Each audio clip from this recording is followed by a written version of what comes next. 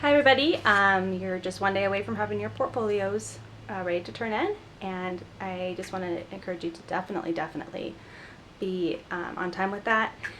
Unless you truly are half finished or something, you get 10% off on Monday, and that's a big 10% for your entire grade. So make sure that you do your best to get in on time, and then you can tidy up any last minute, maybe late work that you have, old discussion boards you need to finish out, that sort of thing.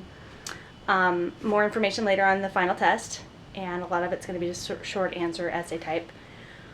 One thing I wanted to point out, if you are still working on how to make your papers better and you need ideas about how to start them off better, one of the first things I look for as a teacher is whether you're giving me a visual right away.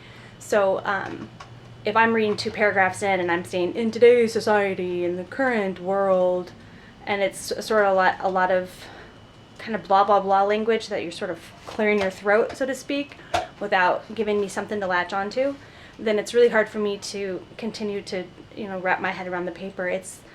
Most people are very visual, so if you can get to some sort of scene or anecdote or scenario or profile or something like that, that's always preferable to sort of vague paragraphs that warm up to your main point.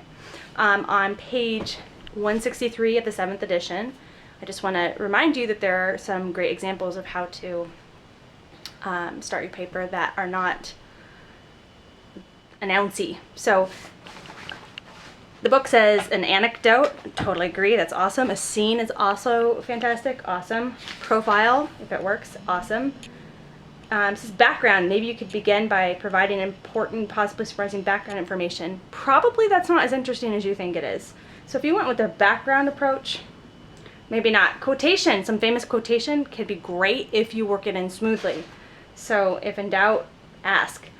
Dialogue might work very well for an ethnography opening.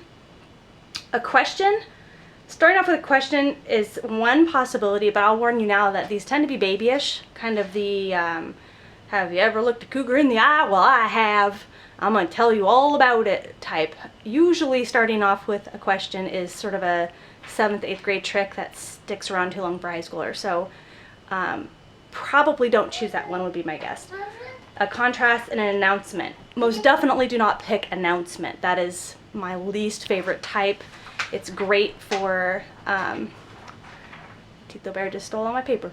It's great for science papers where the sciences are specifically having you say, this is what I will tell you in this paper. Do not do that in these papers if you have not gotten the message on that yet. No announcing, I will tell you, I'm going to write a paper about. I have just told you. Then I had an interview, and in that interview I asked some questions, and here are the answers. That is not sophisticated writing, and you'll be marked down considerably for that if you're still doing that at this point in the semester. So if you turn your portfolio in, great. If you're sitting here going, man, I need to make some changes, I don't know what to change, maybe your introduction could use a change. So go back and look at 163, 164.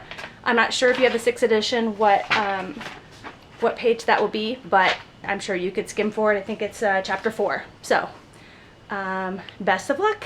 Make sure you get it in. All right, bye.